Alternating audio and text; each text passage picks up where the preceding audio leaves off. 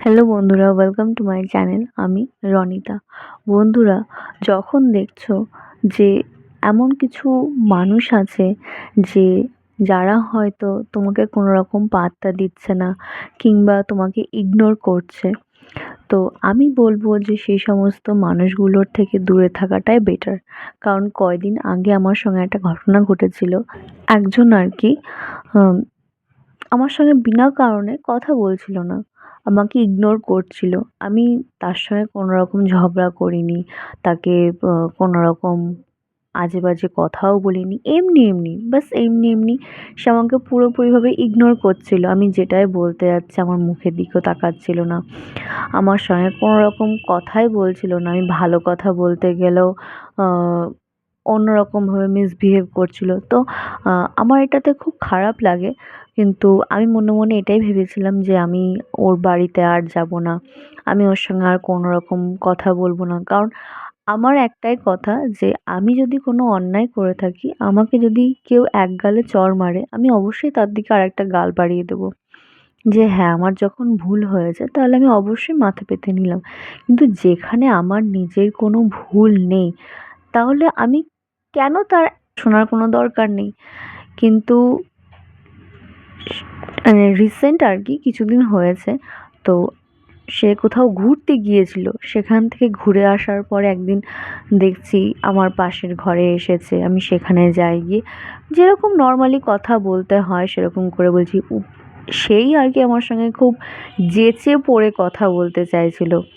তো আমি তো দেখে খুব অবাকই হলাম যে এই কয়দিন আগে সে পুরোপুরিভাবে আমাকে ইগনোর করছিল, কোনো রকম কথাই বলছে না। এমন ভাব করছিল যাতে আমিই হয়তো কোনো দোষ করেছি, আমিই হয়তো কোনো ভুল করেছি।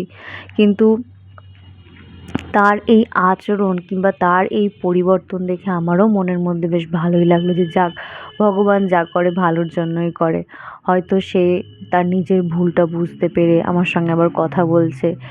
তো আমি এই ঘটনাটার মধ্যে দিয়ে তোমাদেরকে এটাই বলবো যে আমাদের প্রত্যেকের সঙ্গেই কিন্তু কম বেশি এরকম ধরনের ঘটনা ঘটে থাকে যে আমরা বিনা কারণে হয়তো কোনো অন্যায় করলাম না, কিন্তু সামনের মানুষ আমাদের সঙ্গে বিনা কারণে কোনো রিজন নেই এমনি মিসবিহেভ করে, খারাপ আচরণ করে।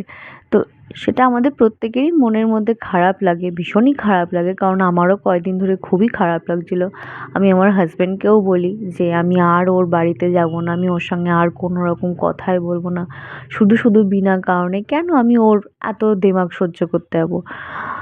কিন্তু যখন ওর এই পরিবর্তনটা দেখলাম যে যাক, নিজের পরিবর্তন হয়েছে, ভালোই হয়েছে। তো আমি এইটার মধ্যে দিয়ে তোমাদেরকে এটাই অ্যাডভাইস দেবো আর কি, যে এরকম ধরনের মানুষ যদি তোমাদের সঙ্গে এরকম ধরনের আচরণ করে থাকে, শুধু চুপচাপ কোনো রকম রিঅ্যাক্ট না করে তাদের এইরকম দেখতে থাকো। তুমি কোনো রকম কোনো কিছু কথাই বলবে না। কারণ একটা জিনিস জানবে যে চুপ করে থাকলে কিন্তু অনেক প্রশ্নের, অনেক কিছুর কিন্তু উত্তর দেওয়া যায়। হ্যাঁ, কেউ তোমায় কিছু বললো সেটাকে তুমি রাগ করে চিৎকার চেঁচামেচি করেও তুমি তাকে উত্তর দিচ্ছ, আবার তুমি চুপ করে থেকেও তাকে কিন্তু উত্তরই দিচ্ছ। যেটা আমি করেছি আর কি। আমি ওর সঙ্গে কোনো রকম চিৎকার চেঁচামেচি তার সঙ্গে কোনো, আমি অনেকবার কিন্তু কথা বলতে গিয়েছি। এরকম নয় যে আমি তার সঙ্গে কথা বলতে যাইনি। কিন্তু প্রত্যেকবারই সে আমাকে পুরোপুরিভাবে ইগনোর করে।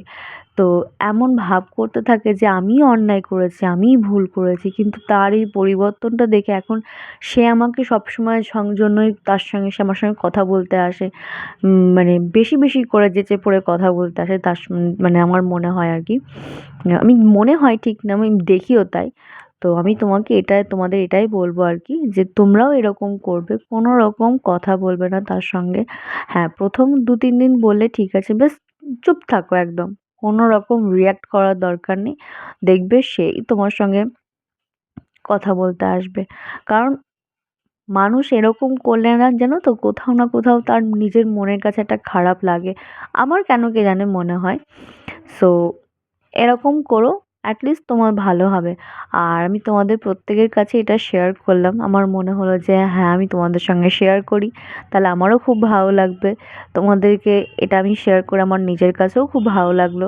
তো আজকের ভিডিওটা এই পর্যন্তই। তোমাদের আজকের ভিডিওটা কেমন লাগলো আমাকে অবশ্যই জানাবে। আর আমার ভিডিও যদি ভালো লেগে থাকে তাহলে অবশ্যই আমার চ্যানেল সাবস্ক্রাইব করবে, লাইক করবে, শেয়ার করবে আর হ্যাঁ, কমেন্ট করতে ভুলবে না। দেখা হচ্ছে নেক্সট ভিডিওতে।